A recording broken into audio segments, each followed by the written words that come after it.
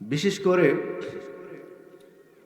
এই পৃথিবীতে মানুষ মৌলিকভাবে তিন ভাগে বিভক্ত। এর মধ্যে দুই ভাগেই রয়েছে আপনার যারা ইসলাম মানে না,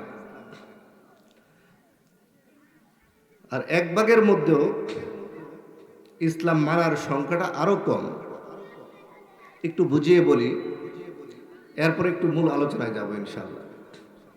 আমার বিষয়টা দেওয়া হয়েছে মাযহাব, প্রেক্ষিত, মুসলিম উম্মার ঐক্য। বর্তমান সময়ে সবচেয়ে বেশি যে দাবি, মুসলিম জাতির দাবি, মুসলিম উম্মাহ ঐক্যটা যেন এক হয়। তো ঐক্যটা কি দিয়ে হবে? সেই ঐক্য হওয়ার আগেই আল্লাহ সুবহানাহু ওয়া তাআলা বলেছেন, ওয়াকানান নাসু উম্মাতাও ওয়াহিদা, গোটা মানব জাতি একটি উম্মতে মধ্যে আবদ্ধ ছিল, অর্থাৎ একসাথে ছিল। এরপরে আপনার মতভেদ তৈরি হলো, বিভেদ তৈরি হলো, দলাদলি সৃষ্টি হয়ে গেল। তাওহীদকে কেন্দ্র করে গোটা মানব জাতি তিন ভাগে বিভক্ত হয়ে গেল। এক ভাগ বলছে আল্লাহ বলতে কেউ নেই, বলেন না নাউজুবিল্লাহ।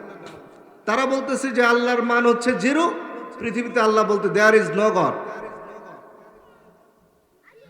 আরেক ভাগ বলছে আল্লাহ আছে, তবে আল্লাহর সাথে আরো আল্লাহ আছে, বলেন নাউজুবিল্লাহ। অর্থাৎ তারা হচ্ছে মুশরিক।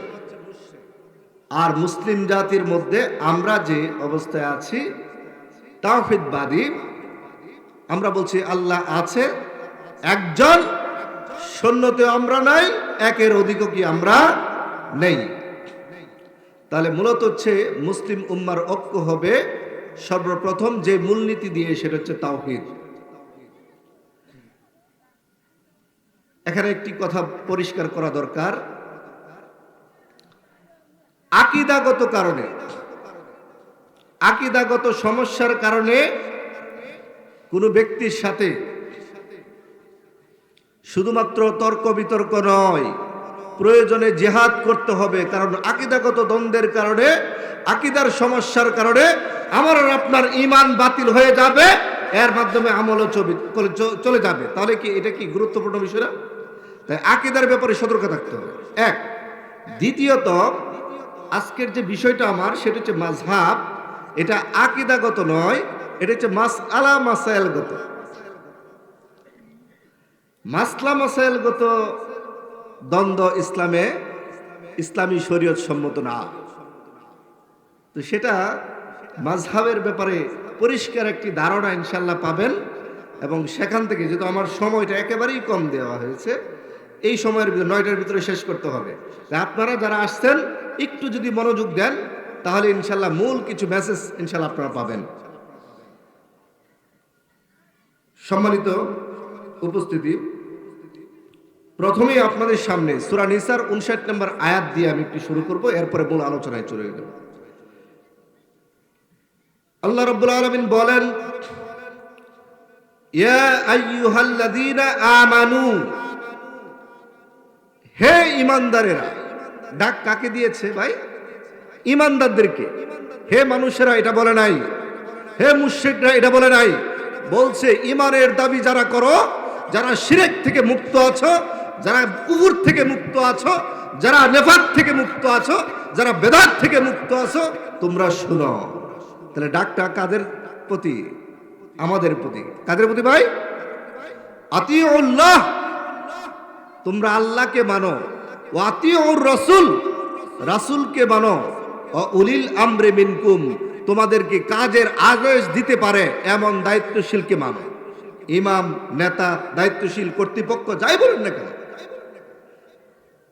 ফাইন তানাযাতুম ফি শাইইন, নেতার কথা মানতে গিয়ে, ইমামের কথা মানতে গিয়ে, আল্লাহ এবং তার রাসূলের কথার বাইরে কোনো ব্যক্তির, পৃথিবীতে কোনো ব্যক্তির কথা মানতে গিয়ে যদি দ্বন্দ্ব লেগে যায়, সন্দেহ তৈরি হয় কোনটা সঠিক, কোন হুজুরের কথা সঠিক, কি এমন চিন্তা আসে না? হুজুরদের মধ্যে মিল নাই, একই বিষয়ে বিভিন্ন হুজুর বিভিন্ন ধরনের কথা বলে। সব কিছুর ইনশাল্লাহ দলিল ভিত্তিক সুন্দর করে জবাব দিবেন ইনশাল্লাহ, একটু মনোযোগ দিয়ে শুনতে হবে। এরপর আল্লাহ রাব্বুল আলামিন বললেন, শুধুমাত্র ফিরে আসো না, ফাইন তারাজাতুম ফি শাইইন, যদি কোনো বিষয়ে ওই ব্যক্তির কথা মানতে গিয়ে তোমাদের মধ্যে দ্বন্দ্ব লেগে যায়, ফারুদ্দুহু ইলাল্লাহি ওয়া রাসূলিহি, কুরআন এবং সুন্নাহর দিকে ফিরে আসো। ইন কুনতুম তুমিনুনা বিল্লাহি ওয়াল ইয়াউমিল আখির, তুমি ফিরে আসবে এই জন্য যদি তুমি আল্লাহ এবং পরকালের প্রতি বিশ্বাসী হও।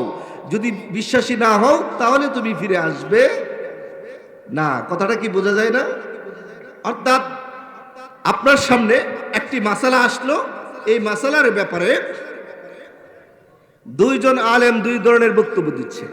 আল্লাহর বাণী হচ্ছে, যেহেতু তোমাদের মধ্যে একটু দ্বন্দ্ব লেগে গেছে, দেখো কোরআন এবং সুন্নাতে কি আছে। আলেমের কথাটা এখানে বন্ধ রাখো, যেই আলেমের কথা কোরআন এবং সুন্নার দিকে আছে তোমরা ওই দিকে ফিরে যাও, তাহলেই দ্বন্দ্ব শেষ। কিন্তু ফিরবা কখন? এই যে ইমানদারদেরকে আমি ডাক দিলাম, ওই প্রকৃত পক্ষে যদি তোমরা আল্লাহকে বিশ্বাস করেই থাকো, আখিরাতকে যদি মেনেই থাকো, তাহলে ফিরে আসবা। আর যারা ফিরে আসবে না, আল্লাহর ভাষায় কি, তারা প্রকৃত ইমানদার না।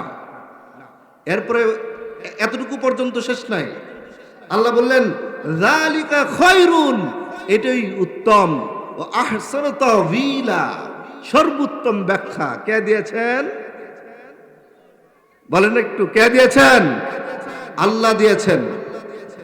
আমার মতো বড় জুব্বা ফাগরিওয়ালা দাড়িওয়ালা, এরপরে লেবাসিওয়ালা, দামি দামি আতরওয়ালা, আমার কথা ইসলামের কোরআন এবং সুন্নাহর সাথে যদি মিল না করে, আমার কথার চার আনার মূল্য নাই, ঠিক কিনা?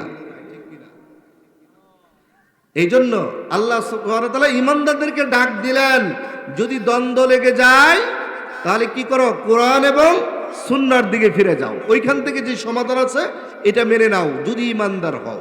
এবার আসি মাযহাবের বিষয়।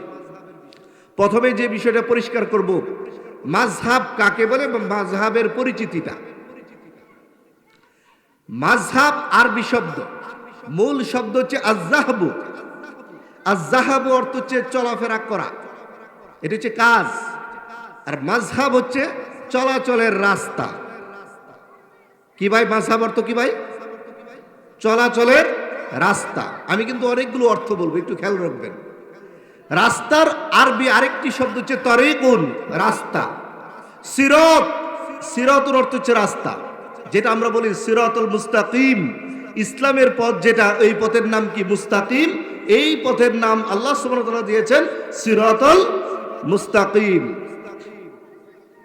তাহলে মাযহাব অর্থ পাইলাম কি? তরিকুন। মাযহাব অর্থ পাইলাম সিরাতুন। বাংলাতে তো রাস্তা বলেই দিলাম, ইংলিশে হচ্ছে ওয়ে, রোড, স্ট্রিট, চলাচলের রাস্তা। এটা হচ্ছে আপনার বাংলা বললাম, ইংলিশ বললাম, আরবি বললাম। কিন্তু মাযহাব পরিভাষাটা যদি এখন ফিকার সাথে জড়িত, তাই ফিকার অর্থের দিক দিয়ে মাযহাবের একটি অর্থ আছে। প্রচলিত অর্থে মাযহাব অর্থ হচ্ছে দল। হানাফি মাযহাব এক দল, মালিকি মাযহাব এক দল, শাফি মাযহাব এক দল। এটা মানুষ মনে করে, ইসলাম মনে করে না, এটা মানুষ মনে করে।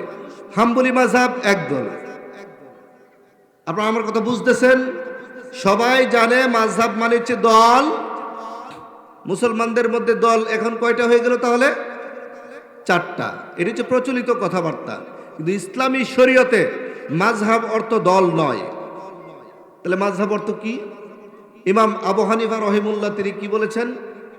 ইজা সহহাল হাদিসু ফাহুয়া মাযহাবি। অর্থটা খেয়াল করুন, ইজা সহহাল হাদিসু ফাহুয়া মাযহাবি। আমি যে মত দিলাম, এই মতের, এটা হচ্ছে আমার কিয়াস থেকে, আমার ইজতিহাদ থেকে যে মতটা দিলাম, এই মতের বিপরীতে যদি সহিহ হাদিস পাওয়া যায়, আমার মত বাতিল। সহিহ হাদিসে যে মত আছে সেটাই আমার মত। সুবহানাল্লাহ। তাহলে এখানে মাযহাব অর্থ কি ভাই? দল না মত? মত। এটা কি বলছে তিনি এটাই আমার দল?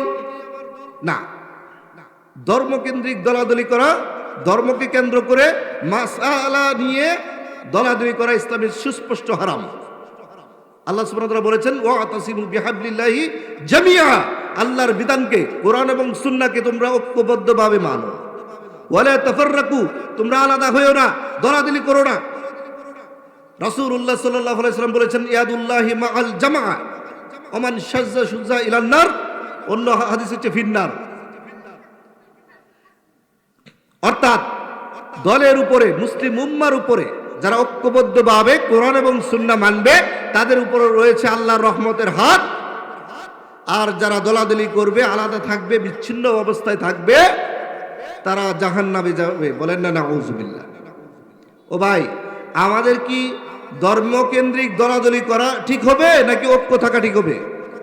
ঐক্য হবে কিসের ভিত্তিতে? কোরআন এবং সুন্নাহর ভিত্তিতে। এবার আসি তাহলে ফিকার ভাষায়, ইসলামী শরীয়তের পরিভাষায়, ইসলামী শরীয়তের যে মাসলা মাসাইলের জ্ঞানের ভাষায় মাযহাব অর্থ হচ্ছে মতামত দেওয়া, মত দেওয়া, পরামর্শ দেওয়া, রায় দেওয়া। এর উৎপত্তি কোত্থেকে আসলো একটু মনোযোগ দিতে হবে, নাইলে কিন্তু আপনারা বুঝতে পারবেন না।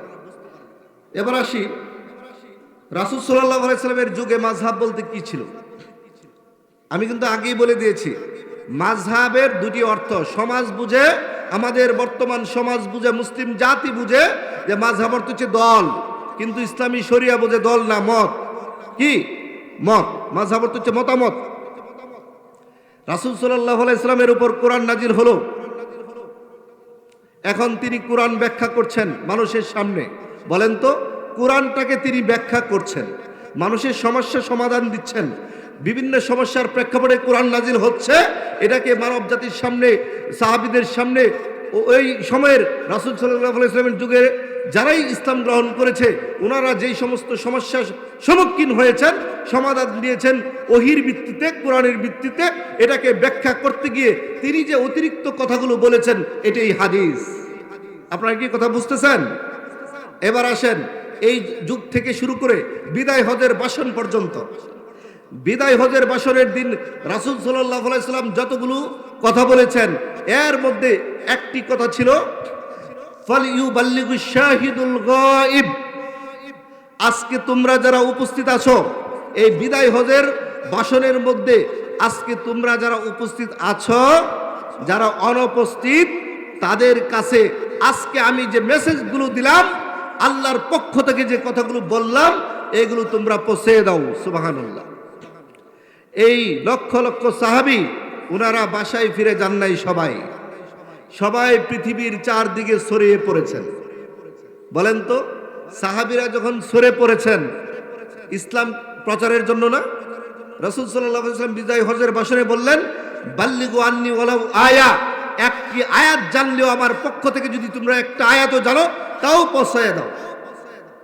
রাসূল সাল্লাল্লাহু আলাইহি ওয়াসাল্লামের প্রিয় সাহাবীরা, লক্ষ লক্ষ সাহাবীদের মধ্যে যারাই এই দায়িত্ব পালনের জন্য চারদিকে ছড়িয়ে পড়লো, মানুষ ইসলাম গ্রহণ করা শুরু করলো। এখন বলেন তো, বিভিন্ন দেশে, বিভিন্ন স্থানে যখন আপনার সাহাবীরা ছড়িয়ে পড়লেন, এখন একজন সাহাবীর পক্ষে কি নবীজির সকল হাদিস জানে? এটা কি সম্ভব?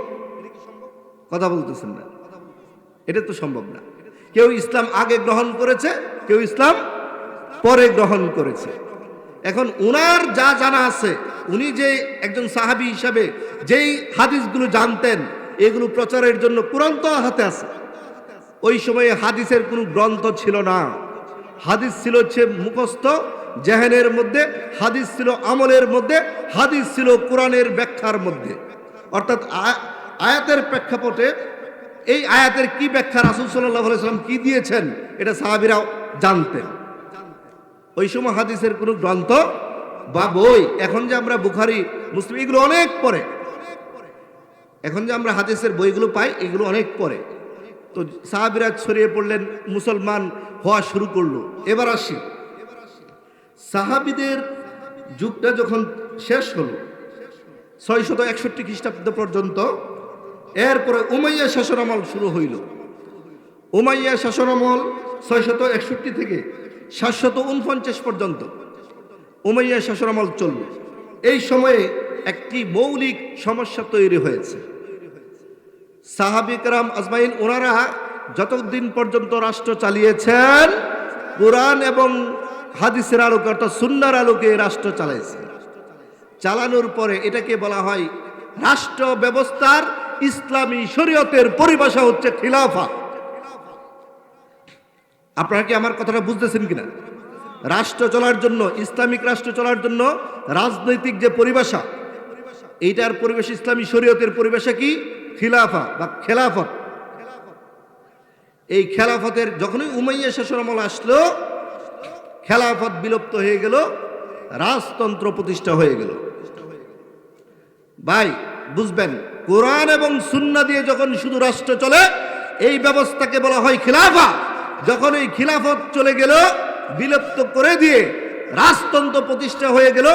রাজতন্ত্র, রাজার আইন, তন্ত্র মানে আইন, রাজার আইনকে যখন কোরআন সুন্নাহর উপরে প্রাধান্য দেওয়া শুরু করলো, ওই রাষ্ট্রের রাজসভায় যেই সমস্ত আলেমরা ছিল তারা রাজসভা থেকে বের হওয়া শুরু করলো। কারণ কোরআন সুন্নাহয় আছে একটা, রাষ্ট্রের প্রধান বলে আরেকটা। কথা কি বুঝতেছেন আপনারা? এই কিন্তু আপনার যখনই তারা বিলুপ্ত হয়ে গেল, মুসলিম উম্মাহ বিভক্ত হয়ে গেল, কেউ রাষ্ট্রের কথার পক্ষে। রাষ্ট্রে কিছু কোরআন সুন্নাহ আছে আর কিছু আছে রাষ্ট্রের আইন। আর আলেমরা বের হয়ে গেল, যারা ওই রাজসভায় বসে বিভিন্ন মাসলা মাসাইল খেলাফত চলাকালে যে সমস্ত আলেমরা কোরআন সুন্নাহর মাধ্যমে সমস্যার সমাধান দিতেন, ওনারা দেখতেছেন রাষ্ট্রের সাথে ওনারা পারতেছেন না, তাই ওনারা বের হয়ে গেলেন। দল উপদল বিচ্যুত হয়ে আলেমগণ এখানে দেখেন দুইটা মত হয়ে গেল। একটা হচ্ছে আহলুল হাদিস, কোরআন তো সবাই মানে, কোরআনের মধ্যে কোনো বিকৃতি নাই, কোরআনের কথা মানতেও সমস্যা নাই।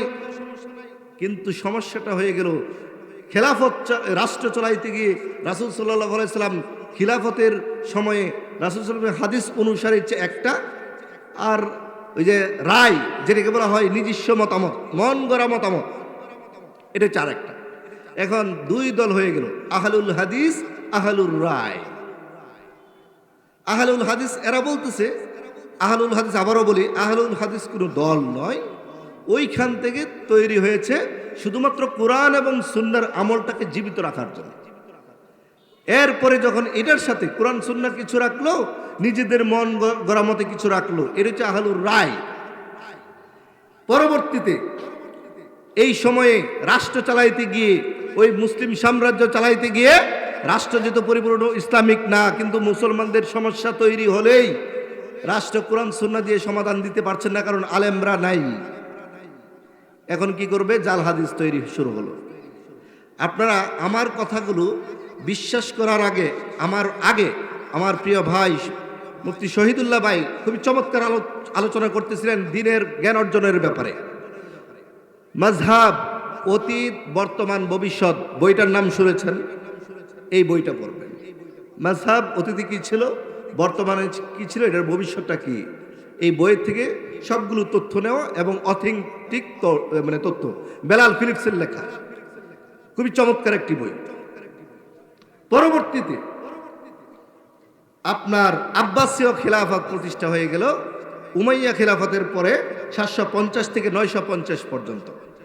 ওই আব্বাসীয় খিলাফার মধ্যেই ইলমুল ফিকা নামে আরেকটি শাস্ত্র হলো কোরআন সুন্নাহ। কোরআন সুন্নাহকে বুঝে আমল করার জ্ঞানটাকেই বলা হয় ইলমুল ফিক। এই ইলমুল ফিক যখন এর প্রথম উৎপত্তি, ফিকের উৎপত্তিকারক হচ্ছে ইমাম আবু হানিফা রাহিমাহুল্লাহ। এই সময়ে এই যে টোটাল 750 থেকে 950, বাই কত বছর বলেন? কত বছর? 750 থেকে 950, 200 বছরের ভিতরে চারজন ইমামের রায়গুলো বেশি প্রসিদ্ধ হয়ে গেল। 4 মাযহাব মানে মতামতের 4টি ধারা। এটা কি নিয়ে ভাই? মাসলা মাসাইল নিয়ে। মাসলা মাসাইলগত মতামত আরও ছিল, কিন্তু এতগুলোর মধ্যে সবার কাছে গ্রহণযোগ্যতা পাইল কয়টা ভাই? 4টা। এই 4টা নিয়ে আসলে কি ইসলামী দ্বন্দ্ব করব নাকি মুসলিম উম্মাহ ঐক্য হবে, এই বিষয়টা আমি ফুটিয়ে তুলব ইনশাআল্লাহ। তখন ওই চারজন মাযহাবের প্রধান যে ইমামগণ চার সময়ে ছিল। খেয়াল করুন তো, আপনার ইমাম আবু হানিফা রহিমুল্লাহ 150 হিজরিতে মারা গেলেন, আর ইমাম শাফি রহিমুল্লাহ 150 হিজরিতে জন্মগ্রহণ করলেন। তাহলে কি একই সময়ের ইমাম ওনারা? না, কাছাকাছি সময়ে পার্থক্য হতে পারে, কিন্তু চারজন ওনারা ছিলেন যুগের আলেম, ফকিহ, মুস্তাহিদ, কুরআন এবং সুন্নাহ গবেষণা করে ওনারা যুগের আলেম হিসাবে, যুগের নেতা হিসাবে, যুগের ইমাম হিসাবে মুসলমানদের সমস্যা সমাধানের জন্য, মুসলিম উম্মাহ যেন বিভক্ত সৃষ্টি না হয়, ঐক্য হওয়ার জন্য, ঐক্যবদ্ধভাবে আমল করার জন্য ওনারা গবেষণা করে আপনার ফতোয়া দিয়েছেন। এখন বলেন, যেহেতু ওই সময়ও হাদিসের কিতাব এখনো আসে নাই, হাদিসগুলো আছে আমলের মধ্যে, হালকা কিছু লেখার মধ্যে, কিন্তু বই আকারে আসে নাই। সনদ জাল নাকি সহি নাকি দুর্বল, এইগুলো যাচাই বাছাই করার এখনো সুযোগ আসে নাই। এটাকে বলা হয়, এটা যাচাই করার যে দলিলগুলো উসুলুল ফিকহ, সেটা আবার তৈরি করেছেন, উৎপত্তি করেছেন ইমাম শাফি রহিমুল্লাহ। তাহলে তো একজন এই মাথায়, অপরজন আরেক মাথায়। এই জন্য যার কাছে যে হাদিসগুলো ছিল, ওই হাদিসগুলো এবং কোরআন সামনে রেখে একজন ইমাম সমস্যার সমাধানের জন্য ফতোয়া দিয়েছেন। এখন আপনারাই বলেন, ইমাম আবু হানিফা রহিমুল্লাহ ওনার কাছে কি সকল হাদিস ছিল? আপনারা কথা বলতে হবে, সকল হাদিস ছিল? যেহেতু হাদিসের কিতাব আমরা এখন যেভাবে পাই, তখন এই কিতাব ছিল না। ওনাদের ছাত্ররা তৈরি করছে, সংকলন করছে হাদিসের বইগুলো। যেহেতু চার ইমামের কথা আসছে, ওনারা কি করতেন দেখেন, কোরআন, হাদিস এবং আকল, ফাআলহামাহা ফুজুরাহা ওয়া তাকওয়াহা। আল্লাহ সুবহানাহু ওয়া তাআলা বলেছেন, আমি মানুষকে একটা বিবেক দিয়েছি, কোনটা ভালো কোনটা মন্দ এটা বুঝার। কোরআন এবং সুন্নাহকে সামনে রেখে ওনারা আকল দিয়ে বিবেচনা করে, ইজতিহাদ করে একটি রায় দিয়েছেন। এই ইজতিহাদ কোরআন এবং সুন্নাহ দিয়ে প্রমাণিত। এখন এই ইজতিহাদ করতে গিয়ে, ইজতিহাদ মানে গবেষণা, আরো বাংলা ভাষায় বলি, গবেষণা করতে গিয়ে মুস্তাহিদগণ বা ইমামগণ যিনি গবেষণা করবেন, ওনার ভুল হতে পারে কিনা? একটু বলেন, ভুল হতে পারে কিনা ভাই? জি, ভুল যে হতে পারে, এটা ইমামদের যুগ অনেক পরে আসলো। অথচ রাসূল সাল্লাল্লাহু আলাইহি ওয়াসাল্লাম আপনার সুনানে আবু দাউদের 3574 নম্বর হাদিস, তিনি সুস্পষ্টভাবে বললেন, ইজা হাকামাল হাকিমু, যখন কোন বিচারক বিচার করে, গবেষণা করে, ফাস্তাহাদা, গবেষণা করে, ফাআসাবা, এবং সত্য হয়ে যায়, ফালাহু আজরান, তার জন্য রয়েছে 2 গুণ সওয়াব, দ্বিগুণ সওয়াব রয়েছে। ভাই সুবহানাল্লাহ বলবেন না? একজন মুস্তাহিদ যখন কোরআন সুন্নাহ দিয়ে মানুষের সমস্যা সমাধানের জন্য যখন গবেষণা করেন, তখন ওই গবেষণা যদি সত্য হয়ে যায়, তার জন্য কয় গুণ সওয়াব ভাই? 2 গুণ সওয়াব। আচ্ছা, এরপরে কি বললেন? ওয়াইজা হাকামা, তিনি যখন আবারও চিন্তা করলেন, গবেষণা করলেন, রায় দিলেন, ফাস্তাহাদা, গবেষণা করে, ফাআখতা, এরপরে ভুল হয়ে গেল। কি হয়ে গেল ভাই? গবেষণা করতে গিয়ে গবেষণার ফলাফল কি আসলো ভাই? ভুল। ফালাহু আজর, তার জন্য রয়েছে 1 গুণ সওয়াব। ও ভাই, গুনাহ বলছে? মুস্তাহিদগণ ইজতিহাদ করেছেন কোরআন এবং সুন্নাহকে সামনে রেখে। ওনার যে কয়েকটি হাদিস জানা ছিল, ওই হাদিসের আলোকে ওনারা গবেষণা করে একটি রায় দিয়েছেন। রায় দেওয়ার পরে ওনারা দেখেন, সর্বপ্রথম যেহেতু ইমাম আবু হানিফা রহিমাহুল্লাহর কথা বলা হয়, রায় দেওয়ার পরেই তিনি বলে দিয়েছেন, ইদা সহাল হাদিসু ফাহুয়া মাযহাবি, আমি যে রায়টা দিলাম এটা আমার আকল থেকে দিলাম, যেইটুকু কোরআন সুন্নাহ মতে বুঝতে পেরেছি ওইটুকুই দিলাম, কিন্তু আমার মতের বিরুদ্ধে যদি পরবর্তীতে সহিহ হাদিস পাওয়া যায়, বুঝে নিবা, ধরে নিবা, ওইটা আমার মত, আর আমি যেটা বলেছিলাম এটা বাতিল। কি ঠিক কিনা ভাই? এই পারমিশন দেওয়াতে বলেন, ভুল তিনি করেছেন কিন্তু অপরাধ করেন নাই। অপরাধ এক জিনিস, ভুল আরেক জিনিস। যিনি ভুল করতে পারেন, ভুল স্বীকার করেন, ভুল করার পরে কি করেন? স্বীকার করেন, তিনি ভুলকারী হলেও সওয়াবের অধিকারী, রাসূল সাল্লাল্লাহু আলাইহি ওয়াসাল্লাম বলেছেন। তার মানে কি, যিনি ভুল করে ভুল স্বীকার করেন তিনি হচ্ছে সওয়াবের অধিকারী, উনি কোনো অপরাধী নন। যিনি ভুল করার পরে ভুল স্বীকার করেন না তিনি হচ্ছে অপরাধী। ঠিক কিনা? কি কথা ক্লিয়ার? যিনি ভুল করেন, যেমন আমি একটা ভুল করলাম, আমি জানলাম এটা ভুল করছি, কিন্তু আমি গার তারাগিরি করতেছি যে না, এটা আমার দ্বারা এই ভুল হতে পারে না। অথচ নাস শব্দটা আসছে নিসিয়ানুন, আরবি শব্দ থেকে। নিসিয়ানুন অর্থ হচ্ছে ভুলে যাওয়া, ভুল হওয়া। তাহলে মানুষ মাত্রই কি হবে? ভুল হবে। তাই কোনো মানুষ যদি ভুল করার পরে ভুল স্বীকার না করে সে অপরাধী। কিন্তু ইমামগণ, 4 জন ইমামের কাউল আমি আপনাদের সামনে নিয়ে আসছি। একেবারে কেউ যদি দেখতে চান, যে বই থেকে দেখতে চাই, আপনার কথা বিশ্বাস করি না, বইটার সাথে নিয়ে আসছি। এবার আসি 4 জন ইমাম কি বলেছেন। 4 জন ইমামের কথাগুলো আপনারা শোনার পরে দেখবেন ওনারা কি মুসলিম উম্মাকে ফাটল ধরাতে চেয়েছিলেন নাকি ঐক্য করতে চেয়েছিলেন। ইমাম আবু হানিফার কথা বললাম, যে তিনি বলেছেন সহিহ হাদিস আসলে আমার মত বাতিল। কারণ এটা কার শিক্ষা ভাই? তার আল্লাহর শিক্ষা। কার শিক্ষা? এই যে ফারুদ্দুহু ইলাল্লাহি ওয়া রাসূলি। এখানে ছোট্ট একটা ব্যাখ্যা দিয়ে ইমামদের কথায় যাচ্ছি। আপনারা কি বিরক্ত হচ্ছেন না তো? আতিউল্লাহ, আল্লাহ শব্দের আগে আতিউন আছে। ওয়া আতিউর রাসূল, রাসূল শব্দের আগে আতিউন আছে। ওয়া উলিল আমরি মিনকুম, এর আগে আতিউন শব্দ নাই। এই আয়াতের শিক্ষা হচ্ছে আতিউল্লাহ, অন্ধভাবে আল্লাহকে মানতে হবে, তোমার এখানে ব্যাখ্যা কোনো চলবে না। আতিউর রাসূল, রাসূলকে মানতে হবে, এখানে তোমার কোনো ব্যাখ্যা চলবে না। পৃথিবীর কোনো পীরের, কোনো আলেমের, কোনো বুজুর্গের ব্যাখ্যা এখানে চলবে না। ওয়া উলিল আমরি মিনকুম, নেতাকে ইমামকে মানতে হলে এখানে আতিউন নাই, যাচাই বাছাই করে মানতে হবে। ঠিক কিনা? তাহলে আল্লাহ এবং রাসূলকে অন্ধভাবে মানবেন, এরপরে যাকে মানবেন চোখ খুইলা মানবেন। বুঝছেন কিনা? অন্ধভাবে মানা যাবে না, চোখ খুলে মানতে হবে। এবার দেখেন, ইমাম, যে ইমামদেরকে নিয়ে আমাদের সমাজের মধ্যে আমাদেরকে বলা হয় লা মাযহাবি। মাযহাবি কি জিনিস আর লা মাযহাবি কি জিনিস, এইটাও পরিষ্কার করবো ইনশাআল্লাহ। জি, 4 জন ইমামের কথা বলছি। ইমাম মালিক কি বলেছেন? ইন্নামা আনা বাশারুন, নিশ্চয় আমি মানুষ। উখতিউ, আমি ভুল করি। ও উসিবু, আমার সঠিকও হয়। ফানজুরু ফি রাইন, আমার রায়, আমার মতামত নেওয়ার আগে, আমার ফতোয়া নেওয়ার আগে তাকায়া দেখো, এই ফতোয়া যদি কোরআন সুন্নাহর পক্ষে থাকে এটাকে মানো, কোরআন সুন্নাহর বিপক্ষে থাকলে ফাতরুকু, এটাকে ছেড়ে দাও। সুবহানাল্লাহ। তাহলে ইমাম মালিক কি সহিহ হাদিসের পক্ষে না বিপক্ষে? পক্ষে। ওনাদের কি কোনো দোষ আছে? ওনাদের বিশুদ্ধ আকীদার লোক। এরপরে ইমাম শাফি রাহিমাহুল্লাহ কি বলেছেন? খুবই চমৎকার কথা।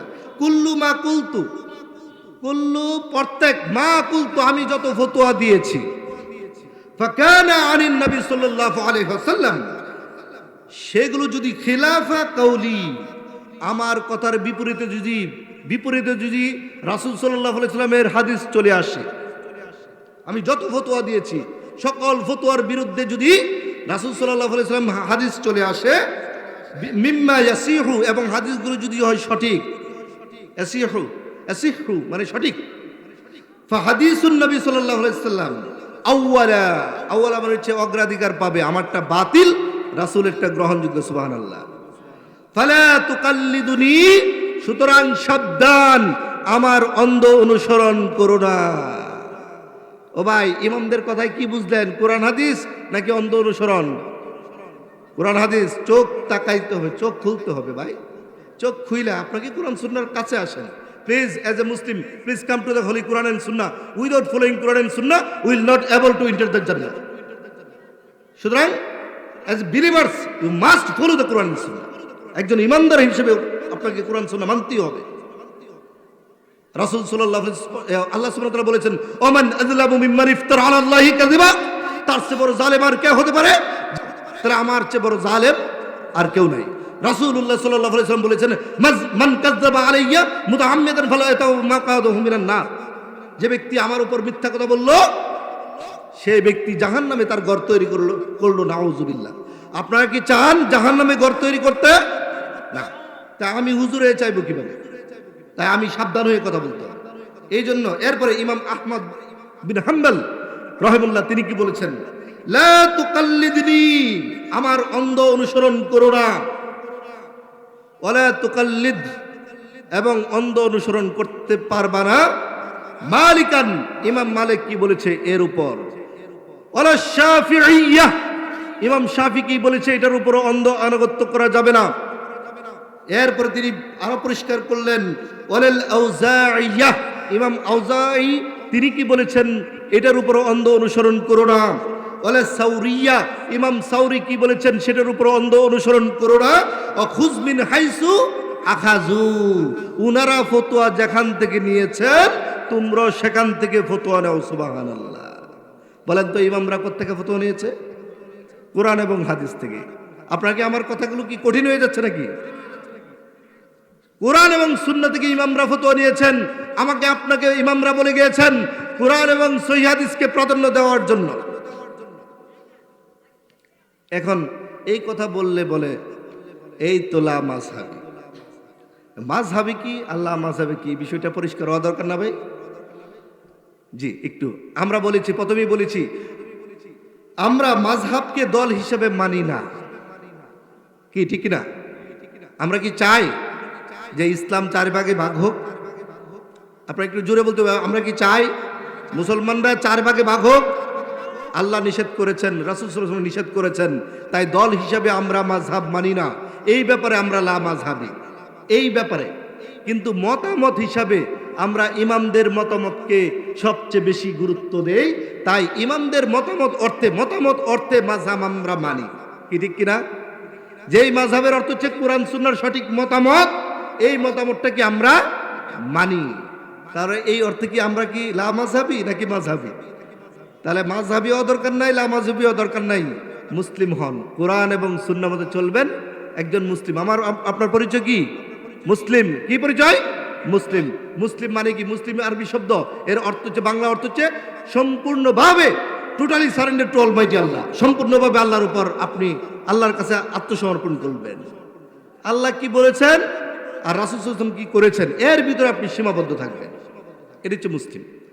এবার আসি, মাযহাব মানা কি ফরজ নাকি ফরজ না? এটা কি আছে না সমাজে ভাই? জি, আমি বিষয়টা আমার ছোট্ট জ্ঞান দিয়ে সাজিয়ে আনছি। কোরআন সুন্নাহর আলোকে মতামত অর্থে, কোরআন সুন্নাহ দিয়ে যে মতামত তৈরি হয়েছে, কোরআন সুন্নাহ দিয়ে যে আলেম মতামত দেয়, ওই মাযহাব মানা কি ফরজ? এই মাযহাব মানে কি ভাই? আপনারা কি কথা বুঝতেছেন না? একজন ইমাম সাহেব বললেন যে কোরআন এবং সুন্নাহ এটা আছে, তাহলে উনি যে মতামতটা দিলেন এই মাযহাবটা মানে কি ফরজ। আচ্ছা, আর কোরআন সুন্নাহকে বাদ দিয়ে অন্ধভাবে যদি কেউ বলে এই মতামতটা মানো, তার মানে এই মাযহাবটা মানো, এইটা মানা হারাম। বুঝতেছেন কিনা?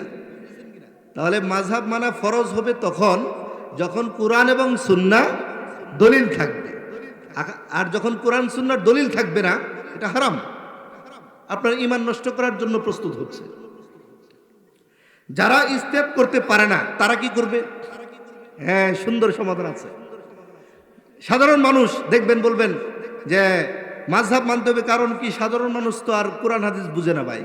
ও ভাই, আপনাদের এলাকায় আছে কিনা যারা একেবারেই দলিল বুঝে না, জমির দলিল বুঝে না, এমন ব্যক্তি আছে না নাই? এই ব্যক্তি জমি কিনে কি কিনে না? উনি তো দলিল বুঝে না, তাহলে জমি কিনে কিভাবে? যিনি বুঝে ওনাদের কাছ থেকে কি করে বুঝে আনে। তাহলে জান্নাতে আপনি যে জমি কিনবেন, জান্নাতে ঘর কিনবেন, একটু যাচাই বাছাই করবেন না ভাই? জি, দলিল দিয়ে কথা বলি একটু। একসাথে একাধিক মাযহাব মানা যাবে কিনা এই ধরনের কথাও বলে। এরপরে সাধারণ মানুষ যারা ইস্তেহাদ করতে পারে না, মাসআলা বের করতে পারে না, তারা তো মাযহাব না মেনে উপায় নেই, তারা কি করবে? জি, উত্তর দিচ্ছি। যেই মাযহাবের মত কোরআন সুন্নাহর পক্ষে সেটা মানবেন। উভয় মাযহাবের পক্ষে যদি কোরআন সুন্নাহর দলিল থাকে কি করবেন? জি, দলিল নেন। দলিল হচ্ছে মুসনাদে আহমদের 15,936 নম্বর হাদিস। উভয় হুজুর কথা বলেছেন, ইমাম সাহেব কথা বলেছেন, মুফতি সাহেব ফতোয়া দিয়েছেন। দুইজনের পক্ষে কি আছে? দলিল আছে, আছে না ভাই? থাকতে পারে না? থাকতে পারে কিনা দেখবেন। প্রথমত দলিলটা যাচাই করার মতো ব্যক্তিদের কাছে যাবেন, যে দুই হুজুরই দলিল দিল, কোন দলিলটা সঠিক আর কোন দলিলটা দুর্বল বা জাল, এটি একটু যাচাই বাছাই করার জন্য একটু দৌড়াদৌড়ি করতে হবে। ও ভাই, টাকা উপার্জনের জন্য তো খুব দৌড়াদৌড়ি করেন, ব্যবসা বাণিজ্য করার জন্য তো খুব দৌড়াদৌড়ি করেন, আমলটা বিশুদ্ধ হলো কিনা সেটা জানার জন্য আপনি একটু দৌড়াদৌড়ি করতে পারলেন না? এরপরে ধরলাম দুইটাই সহিহ হাদিস, দুই ইমামই কি বলছে, একই বিষয়ের ফতোয়া, দুইটাই সহিহ হাদিস ধরে নিলাম, তখন কি করবেন? জি, দলিল আছে, এখানে আমার বক্তব্য দেওয়ার কোনো দরকার নেই, দলিল ভিত্তিক কথা বলবো। পরে মুসলিম উম্মার ঐক্যের ব্যাপারে কিছু কথা বলবো। সেটা হচ্ছে সহিহুল বুখারীর কিতাবুল মানাকিব, বাব হচ্ছে সিফাতুন নবী সাল্লাল্লাহু আলাইহি সাল্লাম, নবীজির গুণাবলী, নবীর আদর্শ কি ছিল, নবীর পদ্ধতি কি ছিল। শরীয়তের একই বিষয়ে যখন দুইটা সুযোগ থাকতো তখন তিনি কি করতেন, সেখানে দেখুন স্পষ্ট লেখা আছে, মা খুইরা রাসূলুল্লাহ সাল্লাল্লাহু আলাইহি ওয়াসাল্লাম বাইনা আমরাইনি, যখন দুটি কাজের সুযোগ একসাথে আসতো। কয়টা কাজ? দুইটা কাজের সুযোগ যখন একসাথে আসতো, ইল্লা আখাযা আইসারাহুমা, দুইটা কাজের মধ্যে যেটা সহজ সেটা তিনি গ্রহণ করতেন, মা লাম ইয়াকুন ইসমা, যদি সেটাতে পাপ না থাকে। সুবহানাল্লাহ বলবেন না?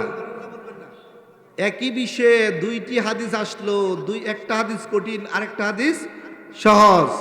আল্লাহ সুবহানাহু ওয়া তাআলা বলেছেন, লা ইউকাল্লিফুল্লাহু নাফসান ইল্লা বুসআহা, মানুষের সাধ্যের বাইরে আমি দায়িত্ব দেই নাই।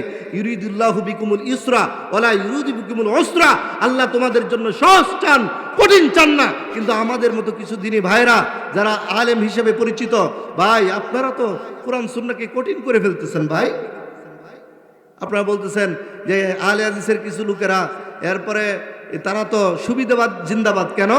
যখনই সহিহ হাদিস থাকে আর যদি এটা সহজ হয়, এক মাযহাব ছাইরা আর এক মাযহাবে যাওয়া মানে কি, যেটা সহজ ওইটা গ্রহণ করে।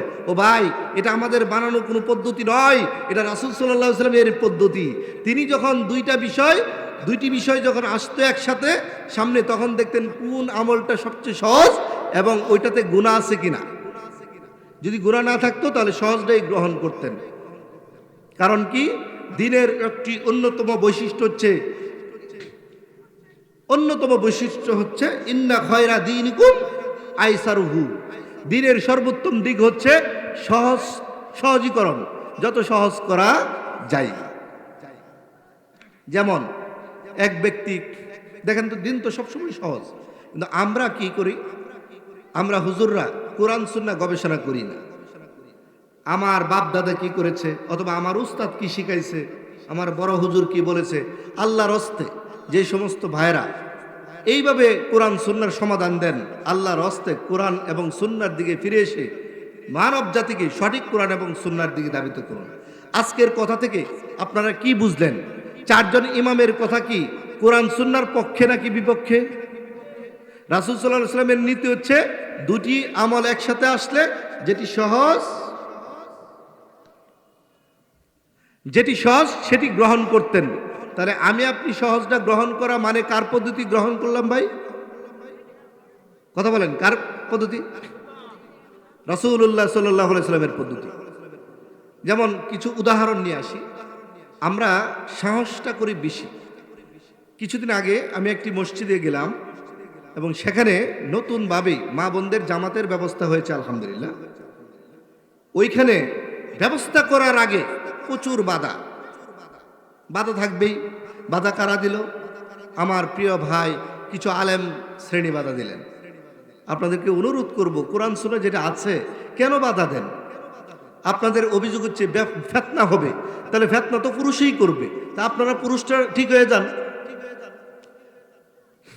এই ব্যাপারে দেখেন সাহাবীদের বৈশিষ্ট্য কি ছিল। আমাদের ওমর ফারুক রাদিয়াল্লাহু তাআলা আনহুর স্ত্রীর নাম হচ্ছে আতেকা। এই হাদিসটি আমি এখানে উঠার আগে পড়ে আসলাম। আব্দুল ইবনে আব্বাস তিনি বর্ণনা করছেন, ওনার স্ত্রী আতেকা তিনি এশার নামাজে জামাতের নামাজ পড়তেন মসজিদে গিয়ে। ফজরের নামাজ জামাতে পড়তেন মসজিদে গিয়ে। এখন এইটা ওমর ফারুক রাদিয়াল্লাহু তাআলা আনহু তিনি পছন্দ করতেন না, যে উনার স্ত্রী, এখন বলতে পারেন তাহলে উনি পছন্দ করতেন না। পছন্দ করা অপছন্দ করা এক জিনিস, অস্বীকার করা কি আরেক জিনিস। এখন উমর ফারুক আব্দুল্লাহ ইবনে উমর বলতেছেন, আচ্ছা আপনি তো জানেন যে উমর ফারুক রাদিয়াল্লাহু তাআলা আনহু আপনার এই আসা যাওয়াটা পছন্দ করেন না, তাহলে আপনি কেন আসেন?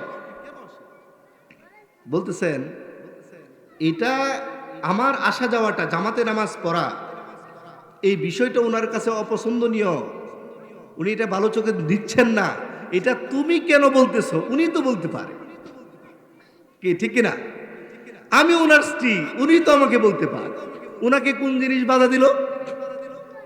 আমাকে বলতে পারছেন না। পরে বলতেছেন তিনি কিভাবে আপনাকে নিষেধ করবেন? উনাকে বাধা দিয়েছেন রাসূল সাল্লাল্লাহু আলাইহি সাল্লামের একটি হাদিস, সুবহানাল্লাহ। হাদিসটা কি? লা তামনাউ ইমা আল্লাহ মাসাজিদ আল্লাহ। আল্লাহর মসজিদে যাওয়ার ক্ষেত্রে আল্লাহর বান্দীদেরকে তোমরা নিষেধ করো না। এই হাদিস তিনি জানেন, তাই তিনি নিজের থেকে বাধা দিচ্ছেন না।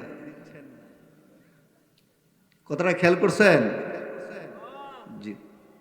অর্থাৎ কোরআন এবং সুন্নাহর আমল করতে গিয়ে পরিবেশ এখন এমন অবস্থা হয়েছে, যদি আপনি কোরআন এবং সহিহ হাদিসের কথা বলেন তখনই আপনার সমালোচনা চলে আসে। ও ভাই, একজন মুসলিম, আমার আর আপনার পরিচয় মুসলিম, কোরআন এবং সুন্নাহ মতে চলব, এইটুকুর মধ্যেই আসেন, দেখবেন কল্যাণ। বিভিন্নভাবে দলাদলি করা, এরপরে গায়েল করে কথা বলা, এগুলো ভাই দরকার নেই। আমি এক মসজিদে জুমার খুতবা দিতাম, এভাবে কোরআন সুন্নাহর সঠিক বয়ান দেওয়ার যখন শুরু করলাম, এক পর্যায়ে বিনা নোটিশেই ইমামতি নাই, শুধু বললো হুজুর আগামী জুমায় না আসলেই চলবে। ও ভাই, আমি তো আপনাকে কোরআন এবং সুন্নাহ দিয়ে কথা বললাম। আমি জিজ্ঞেস করলাম কেন ভাই? বলতেছে এগুলো বলা যাবে না, এগুলো বলা যাবে না। এই বাধাগুলো সাধারণ মানুষ দেয় না ভাই। আমাদের কিছু প্রিয় ভাই, দিনী ভাই, আমি আপনাদেরকে অনুরোধ করব, মাসলা মাসাইল দ্বন্দ্ব আমাদের মধ্যে থাকতে পারে না। যেখানে ইমামরা পারমিশন দিয়ে গিয়েছেন, ওই সমস্ত ইমামদেরকে নিয়ে বাড়াবাড়ি করে মুসলিম উম্মাকে ক্ষতবিক্ষত করবেন না। পরবর্তী আরেকটি পয়েন্ট, এটা যেটা না বললেই নয়, আল্লাহ রাব্বুল আলামিন বলেছেন, আমান আহসানু কাওলাম মিম্মান দাআ ইলাল্লাহ ওয়া আমিলা সালিহান ওয়া ক্বালা ইন্নানি মিনাল মুসলিমিন।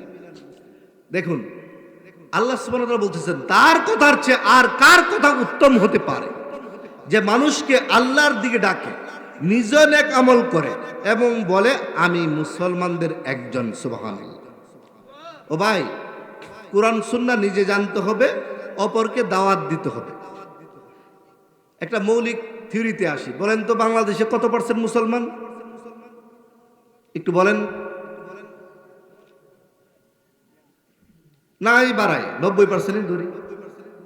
90% মুসলমান বাংলাদেশের আদমশুমারিতে, আল্লাহর খাতায় কয়জন মুসলমান? কোরআন এবং সহিহ হাদিসের ভাইলেট করার কারণে সূরা ইউসুফের 106 নম্বর আয়াত খুলে দেখেন, আল্লাহ সুবহানাহু ওয়া তাআলা বলতেছেন, ওয়া ইউমিনু আকসারুহুম বিল্লাহ ইল্লা ওয়াহুম মুশরিকুন। তোমাদের মধ্যে অনেকেই ঈমানদার দাবি করে, কিন্তু এই ঈমানের দাবি করতে গিয়েও আল্লাহ ইল্লা ওয়াহুম মুশরিকুন, আল্লাহ বলছেন না, তারা ঈমানদার নয়, বরং তারা মুশরিক। নাউযুবিল্লাহ। এখন আমি আপনি খুব মুসলমান দাবি করলাম, খুব নিজেকে ভাবলাম যে আমি তো কোরআন সুন্নাহ মতেই চলতেছি, কিন্তু আপনার আমলটা যদি কোরআন এবং সহিহ হাদিসের আলোকে না হয়ে থাকে, এই আমল কি হয়ে যাবে ভাই? বাতিল। বলেন, মাজার কোন দেশে বেশি, বাংলাদেশে নাকি আরব কান্ট্রিতে? তো মাজার বেশি হওয়া জরুরি ছিল, এই জন্য মাজার করা হয়েছে। আরব দেশের মানুষ তো বোকা মানুষ, এই জন্য তারা মাজার তৈরি করে নাই। বিষয়টা কি এমন নাকি? তাহলে 90% মুসলমানের দেশ বাংলাদেশ, এটা আসলে সঠিক নয়। পীর পূজা দেখবেন অধিকাংশ পীরেরা নামাজ পড়ে না। আমি গেলাম ব্রাহ্মণবাড়িয়া, ওইখানে ঘটনাক্রমে নৌকা ভ্রমণে যাইতে গিয়া এক দরবারে গিয়ে নৌকা বিলছে মাজারের মধ্যে। তো গেলাম যে এখানে মাজারে কি হয়। দেখুন, আপনি আমি মাযহাব নিয়ে দ্বন্দ্ব করছি, অথচ ওনারা মানুষকে কিভাবে ইসলাম থেকে খারিজ করে ফেলতেছে, এটা আমি আপনি কোনো চিন্তা করি না। ভাই, শিরকের ব্যাপারে তো আমি আপনি একমত, তাহলে আমার আর আপনার মধ্যে কেন দ্বন্দ্ব ভাই? মাযহাব নিয়ে, মাযহাব তো মাসলা মাসাইল নিয়ে সুস্পষ্ট। দেখুন, আমি গেলাম মাজারের, যখন এই কাছে গেলাম আমার সাথে আরেকজন শিক্ষক ছিলেন। তো একজন খাদেম আইসা, মানে মাজারে যারা ঘোরাফেরা করে এমন একজন ব্যক্তি আইসা হাত পাততেছে। তা আমার স্যারের মানে পাশে যে স্যার, ওনার কাছে হাত পাততেছে। আমি পরে বললাম, কি ব্যাপার, আপনি হাত পাততেছেন কেন? ওই যে এটার মধ্যে যে শুয়ে রয়েছে কিছু দেয় না? দেয় না, তে খাই করতে, তা আপনি চান কেন? ওই মাজারের ভিতরে যেটা আছে এটা জিজ্ঞেস করেন। হ্যাঁ, দেখলাম যে আমার উপরে সাপ কি ফেনা তুলে, এর চেয়ে বড় ফেনা তুলেছে। অন্য স্যার আমাকে বলতেছে, ভাই কিছু বইলেন না। পরবর্তীতে আপনার খাদেম কি করে এটা দেখার জন্য ঢুকলাম। লাল শালু কাপড় পরে খাদেম, মাজারের খাদেমের কাছে গেলাম, গিয়া বললাম, আপনার এখানে লেখা আছে মাজারে সেজদা দেওয়া নিষেধ, মা বোনেরা কেন এখানে সেজদা দিচ্ছে আপনাদের চোখের সামনে, আপনারা বাধা দিচ্ছেন না কেন?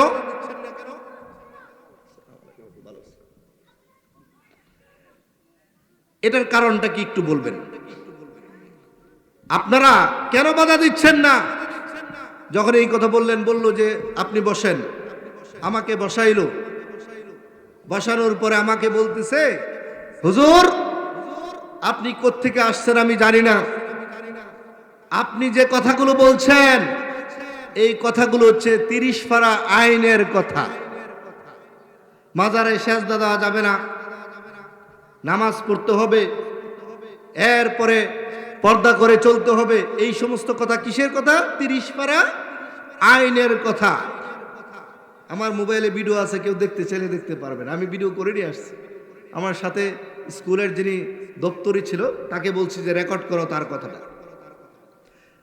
এই 30 পারা আইনের কথা আপনি বলতেছেন, এই জন্য আপনি বলতেছেন যে মা বোনদেরকে নিষেধ করার জন্য সেজদা দেওয়া, আর আমরা লিখে রাখছি অন্য কারণে। এই 30 পারা আইনের বাইরেও আরো 10 পারা গাইন আছে, বলেন না নাউজুবিল্লাহ। আমি বললাম, তাড়াতাড়ি আমাকে ওই 10 পারা গাইনটা দেন। 30 পারা আইন আমার পড়া মোটামুটি শেষ, 10 পারা গাইনটা আমার তাড়াতাড়ি পড়তে হবে। আপনারা এখানে কি আছে আমার একটু দেখতে হবে।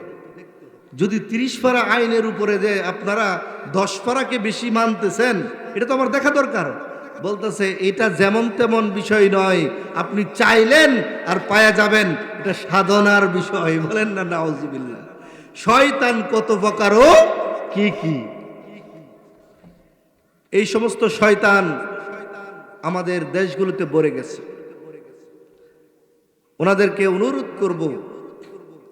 এরপরে আমি তো নিজেই কুড়িগাঁই মাজারে গিয়েছি, ওইখানে খাদেমকে বললাম, আমি এশার নামাজ পড়ে আসলাম, আপনি কি নামাজ পড়ছেন? 3 বার জিজ্ঞেস করছি, উনি নামাজের ব্যাপারে কথা বলতেই রাজি না। ওইখানে আমার খালার বাড়ি, আমি ওখানে গেলাম। তো নামাজ পড়ে ভাবলাম যে একটু ঘোরাফেরা করে দেখে আসি ওই বন্ডরা কি করে। গিয়া দেখি 4 দিক দিয়ে আগরবাতি। ওইখানে গেলেই দেখবেন মাদকের একটা আখড়া, গাঞ্জা, মদ, ফেন্সিডিল, বিড়ি, সিগারেট, জর্দার গানে আপনি থাকতে পারবেন না।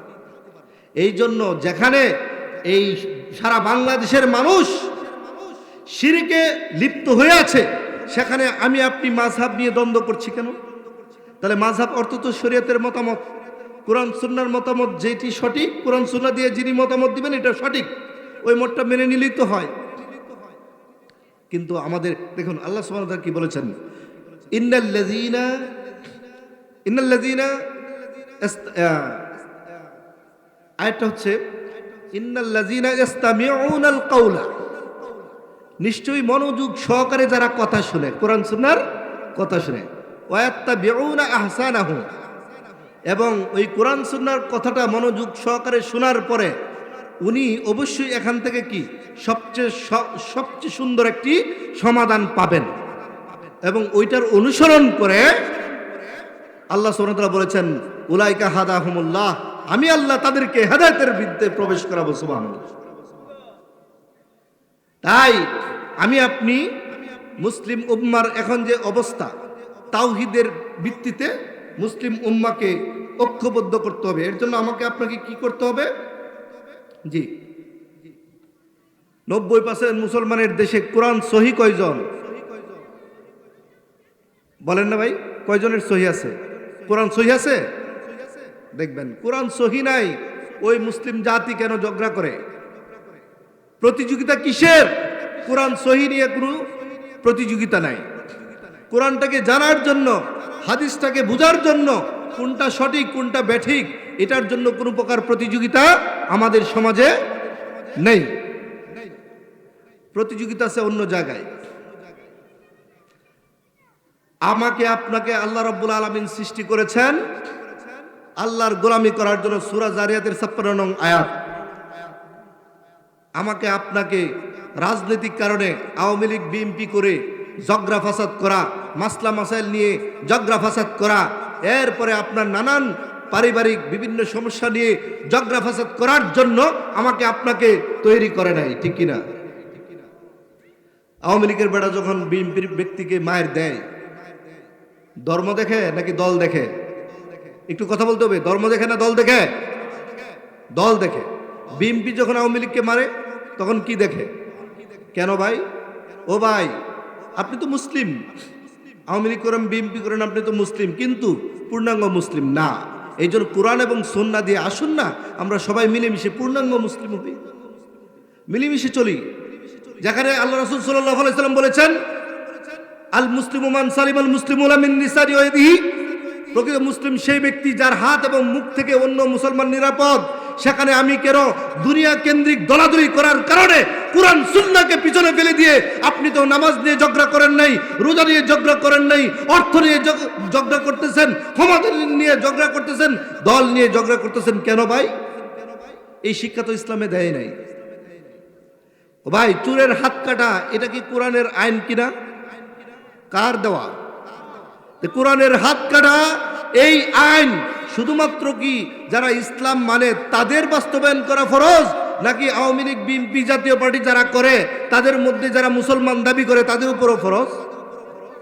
তাহলে ভাই, আমরা ঝগড়া না করে যদি এই সুন্দর বাংলাদেশটাকে রাষ্ট্রীয়ভাবে যদি এই আল্লাহর দেওয়া আইন বাস্তবায়ন করার জন্য, তো আমার আর আপনার কোনো পেরেশানি নাই। ডাকাতের শাস্তি হচ্ছে এক হাত অপর বিপরীতমুখী পাও কেটে ফেলা। এইটা নিয়ে তো আমি আপনি ডাকাতের শাস্তি বাস্তবায়নের জন্য আমার আর আপনার তো রাষ্ট্রীয়ভাবে দৌড়ঝোঁক নাই। এরপরে জেনার শাস্তি, বিবাহিত জেনাকার হলে তাকে রজম করে মৃত্যুদণ্ড দিতে হবে জনগণের সামনে। অথচ আমরা দেখতে পাচ্ছি বাংলাদেশে অহরহ নারী নির্যাতন হচ্ছে, দর্শন হচ্ছে। দর্শন করতেছে মুসলমান, দর্শনের সাক্ষী মুসলমান, মেয়েটাও মুসলমান, রায় লিখতেছে মুসলমান, অ্যাডভোকেট মুসলমান, কাজী মুসলমান, রাষ্ট্র চালাচ্ছে মুসলমান। এইগুলো কি পূর্ণাঙ্গ মুসলমান? আপনারা রাগ করতেছে মনে নাকি? সুতরাং জিনার শাস্তি এই দেশে বাস্তবায়ন হচ্ছে না, আমার আর আপনার মাথা ব্যথা নাই। আমার আর আপনার মাথা ব্যথা হচ্ছে এই ছোট ছোট মাসলা মাসাইল নিয়ে। ছোট ছোট মাসলা মাসাইল নিয়ে ঝগড়া করার দরকার নেই। ভাই, আমি তো কোরআন সুন্নাহ পড়ে এটা বুঝেছি। ভাই, আপনি কি বুঝেছেন? ভাই, আমি এটা বুঝেছি। আসুন না দুইজনের মশলাগুলো কোরআন সুন্নাহ দিয়ে যাচাই করি। কোরআন তো ঠিক আছে, হাদিস তো অ্যাভেলেবেল জাল হাদিস করেছে বিভিন্ন রাষ্ট্রের প্রধানরা, বিভিন্ন ব্যক্তি, স্বার্থ অন্বেষী ধর্মেশধারী শয়তানেরা। এই সমস্ত কারণে কার হাদিসটা সঠিক কার হাদিসটা ব্যাঠিক, আসুন না ভাই দুই ভাই মিলে যাচাই বাছাই করি। ও ভাই, এটা করলে কি বেশি ভালো হইতো না ভাই? যেমন একটা উদাহরণ দিই। আমাকে একজন প্রশ্ন করলো, ভাই আপনি এত পণ্ডিতিগিরি করেন, হাত বাঁধবো কোথায়, এটা নিয়ে যে ঝগড়া আছে। আমি কি ঝগড়া যদি বেশি লাগে হাত পকেটে রেখে দেন, নামাজ যদি না হয় পরে ফতোয়া দিয়ে আপনি। সহিহ হাদিসে আছে, অ্যাভেলেবেল সহিহ হাদিস আছে বুকের উপর হাত বাঁধা। আবু দাউদের 3টা হাদিস আছে নাভির উপর হাত বাঁধা, 3টোই দুর্বল। আমার কথা, আবু দাউদ যিনি সংকলন করছে ওনার কথা। আপনি এখন কোনটা নেবেন? এই মাসালাটা হচ্ছে কি সুন্নাহ নাকি হাত তোলা ফরজ, আল্লাহু আকবার বলা ফরজ? এভাবে সবই তো করতেছে। এবার আপনি ঝগড়া করেন কেন? আসুন না ভাই মিলেমিশে, যেটা সহিহ হাদিসে আছে সঠিক হাদিস ওইটা আমরা মানি, দলাদলি করার দরকার নেই। আর এটা যদি মনে করেন আপনি না মানেন, এটা তো সুন্নাহ, ফরজ কি এই সমাজে আছে না ভাই? ও ভাই, আল্লাহর আইন যে কথাগুলো বললাম, চোরের শাস্তি, জেনার শাস্তি, ডাকাতের শাস্তি, মিথ্যা অপবাদ দানকারীর শাস্তি, এই সমস্ত আইন বাস্তবায়ন করা ফরজ। মাথা ব্যথাটা কোনটার দিকে থাকা দরকার ছিল ভাই? আল্লাহর ফরজ বিধান না? আপনি যখন বিধান মানবে তখন প্রথমে ফরজ, পরে ওয়াজিব, পরে সুন্নাহ, হ্যাঁ মুস্তাহাব। এভাবে আসবেন না? এভাবে তো আসবেন। সুন্নাহ নিয়ে ঝগড়া করেন কেন? আসেন না ভাই, কোরআন হাদিসে কি আছে?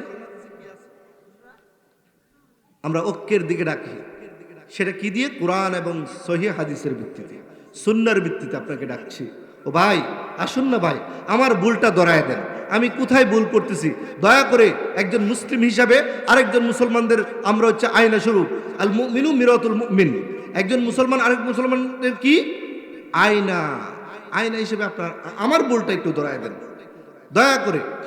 কারণ আল্লাহ সুবহানাহু ওয়া তাআলা বলেছেন, কাদ আফলাহা মান যাক্কাহা, সফল ওই ব্যক্তি যে নিজেকে সংশোধন করে নেয়। ওকাদ খাবা মান দাসসাহা, ব্যর্থ ওই ব্যক্তি যে নিজেকে সংশোধন করে নেয়। আমি যখন আপনাকে আপনার দুর্বল হাদিসের বিপরীতে, আপনার জাল হাদিসের বিপরীতে যখন আমি আপনাকে সহিহ হাদিসের দাওয়াত দিলাম, আপনি যদি সংশোধন হন আপনি সফল। এটা আমার কথা না, আল্লাহর কথা। কার কথা? আল্লাহর কথা। এবার আসুন, যেহেতু রাষ্ট্রের কথাটা আসছে, একটু বিষয়টা ফিনিশিং দেওয়া দরকার আছে। ইসলাম মানতে হবে আপনাকে 4 জায়গায় মৌলিকভাবে। কয় জায়গায় বলেন? কয় জায়গায় ভাই? ব্যক্তিগত জীবন ইসলাম মানতে হবে, পারিবারিক জীবন ইসলাম মানতে হবে, সামাজিক জীবন ইসলাম মানতে হবে, 4 নম্বর হচ্ছে রাষ্ট্রীয় জীবন ইসলাম মানতে হবে। আল্লাযীনা ইম্মাক্কান্নাহুম ফিল আরদ, যাদেরকে ক্ষমতা দেওয়া হবে তার কাজ হচ্ছে আকামুস সালাহ। প্রথম কাজ কি? নামাজ প্রতিষ্ঠা করা। 54 বছরে যারা দেশ চালাইছে কেউ নামাজ প্রতিষ্ঠার কোনো আইন করে নাই। আমার আর আপনার বিবেক এখনো খুলে নাই কেন?